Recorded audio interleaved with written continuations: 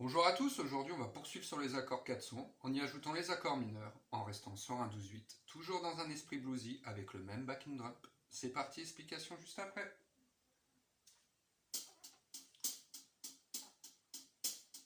2, 3, 4.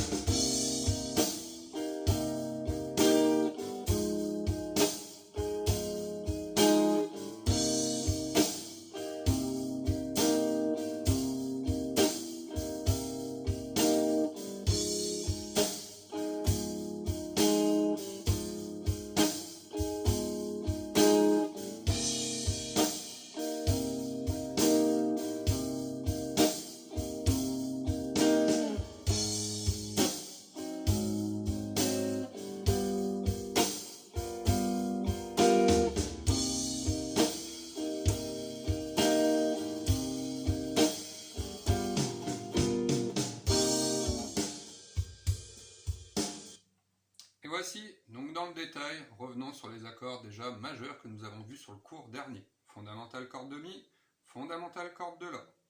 J'explique l'emplacement des accords juste après.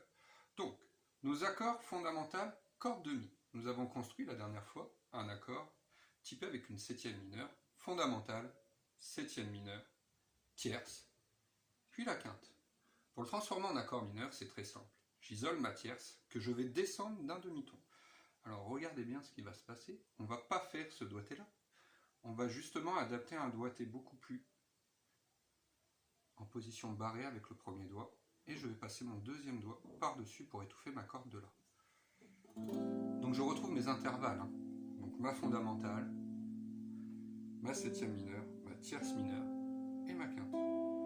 Voici pour l'accord mineur fondamental corde de mi et l'accord majeur fondamental corde de mi avec une septième mineure à l'intérieur.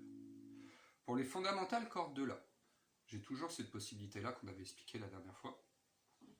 Fondamentale, la tierce, la septième, suivie de la neuvième. Si je souhaite le faire venir en mineur, j'isole ma tierce, que je descends d'un demi-ton.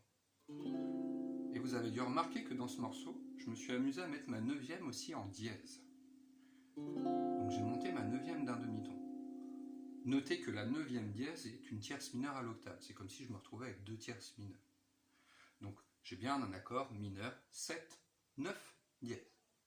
Un petit peu plus loin dans le morceau, je me suis amusé à utiliser ce même accord avec la neuvième dièse, mais en majeur.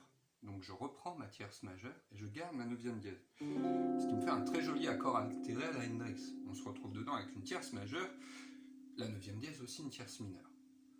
Donc ces accords-là, je les ai déplacés sur fondamental en Do, donc Do mineur 7, 8e case, corde de Mi. Après 8e case, corde de La, je trouve un Fa. J'ai construit mon Fa mineur 7, 9 dièse. Un peu plus loin dans le morceau, je suis allé chercher un La bémol 7, donc il est majeur. 4e case, corde de Mi.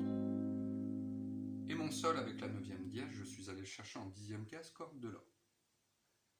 Bien majeur avec une 9e dièse. Voici. Au niveau du rythme, j'ai construit le rythme de la même manière que le cours précédent, en shuffle. Donc comme je vous l'avais expliqué, pour moi, un 12-8, c'est une décomposition de 4 triolets.